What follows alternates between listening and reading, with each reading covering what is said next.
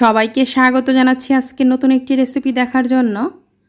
আজকে আপনাদের সাথে শেয়ার করব করলার রং ঠিক রেখে তিতা ছাড়া করলা ভাজির রেসিপি।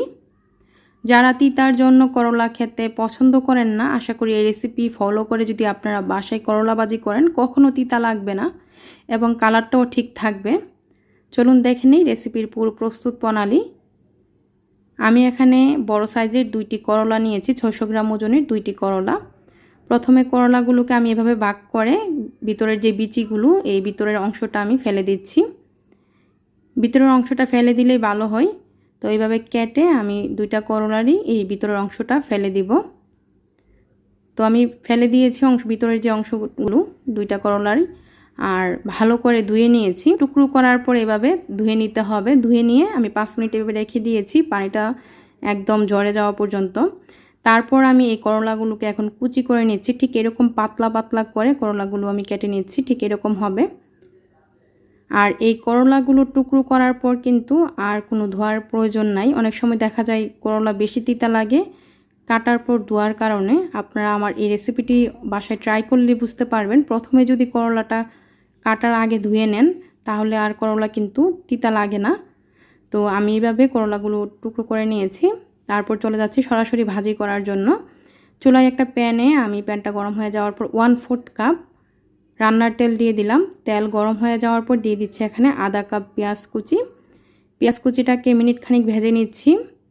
মিনিট খানিক বলতে আমি চুলার আঁচটা মিডিয়াম আঁচে রেখে 1 মিনিটের মতো ভেজে নিয়েছি। তারপর আমি দিয়ে দিচ্ছি এখানে রসুন কুচি। পেঁয়াজ রসুন কুচি ভারিয়ে দিলে করলা ভাজি খেতে ভালো লাগে। তো আমি এখানে রসুন কুচি দিয়ে দিলাম, বড় সাইজের আস্ত একটি রসুন কুচি দিয়ে দিলাম।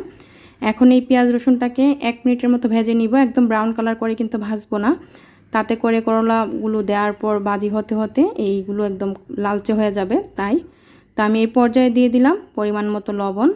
দিয়ে দিচ্ছি এখানে হলুদ গুঁড়া। আমি এখানে পৌনে 1 চা চামচ হলুদ গুঁড়া দিয়ে দিলাম। হলুদ গুঁড়ার পরিমাণটা কিন্তু বেশি দেওয়া যাবে না, বেশি দিলে করলার কালার নষ্ট হয়ে যায়।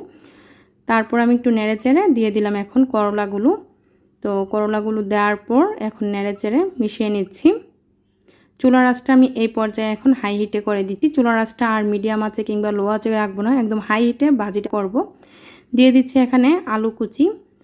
তো আমি করলাগুলোকে নেড়েচেড়ে একটু মিশিয়ে নিয়েছি। এখন আমি এখানে 4টি মাঝারি সাইজের আলু কুচি করে নিয়েছি। আলুগুলো কিন্তু একটু চিকন করে কুচি করে নিয়েছি যাতে করে তাড়াতাড়ি সিদ্ধ হয়ে যায় আর করলার কালারটাও ঠিক থাকে।